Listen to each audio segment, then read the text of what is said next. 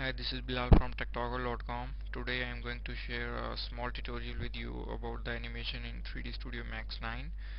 Well, if you have got the older version of 3D Studio Max 9 like 7 or 8, I am sure this tutorial will do the work on those versions also. The first step is to reset all the previous workspaces. Then select the plane, square type. This is the plane upon which you will draw all the other objects. Give it a nice grassy color. Here we go. The next step is to draw a car, a vehicle which will be colliding with a wall, a brick wall. Next is to produce a small brick. Here we go, we created our first small brick. Now the next step is to select the move tool. Hold down the shift key and make sure there is a appropriate distance between the two bricks. Now it will ask you for the number of copies. Select 8 or as many as you want. The next step is to create, in other words, first translate and then hold down the shift key again and create their copies once more. This time select the number of copies equal to 1. Again translate this along the x-axis. Let me show you. Here we go.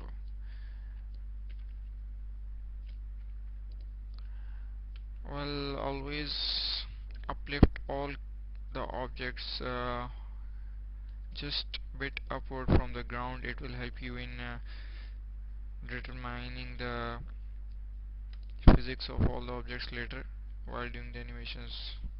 Well, align all the bricks of the wall. Here we go, we created all the bricks of the wall. Now we are going to give them a color of the bricks, light gray, and then we are going to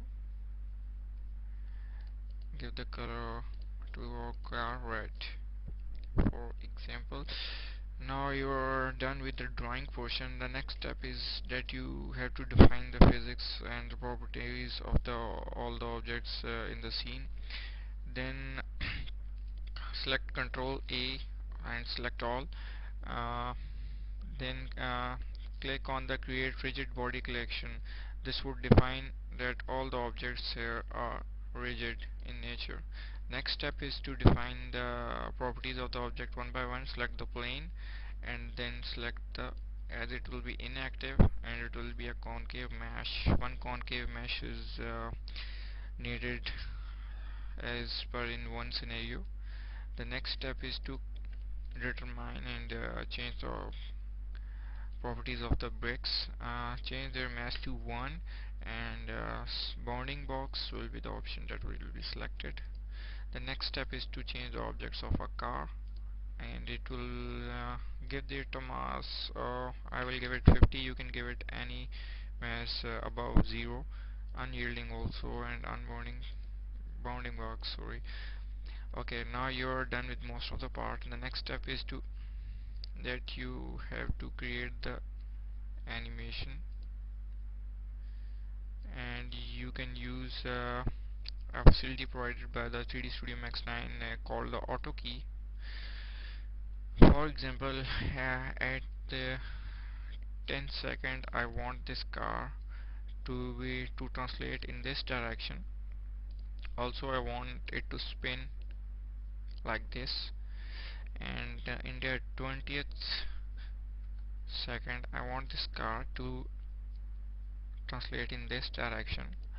I want it to rotate like in this direction. I'm doing this as if to imitate as the driver has lost the control of a car, like this, and bang into the wall. Okay, now see, this is what I'm going to render at last. The next step is to select the reactor. Have one world. Make sure your collision tolerance is equal to 1 and preview and animation. This is end frame. Basically it defines the frame up to which your animation is effective, or so that there is no useless computation later. For example, here the last frame is 20, but I would not select it from here, because um, the thing is, sometimes there are also after effects of the animation. For example, these bricks will fall here, and it will not cover in the animation if I select the frame end frame to 20. So uh, the next step is to create animation. Click the create animation button. It's done. Preview in the window. Press the P button. You see we did the animation. uh, so and the last step that is very important is the rendering. Render, press F10. uh, Select the output size. I would like to select HDTV 1280x720 resolution, and also select the output file. For example, desktop. I will save it, new folder, tutorials, and my first tutorial, and select the format AVI standard. Okay, now select the number of frames you want to end frame, sorry. For example, at 65th frame my animation is complete. So range from 0 to 65. The next step is to render.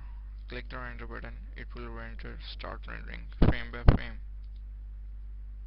So when the rendering portion is complete, it's time to view the output. Tutorials, my first tutorial. See, thanks a lot for viewing my tutorial. Please visit techtoggle.com, and I would be waiting for your feedback.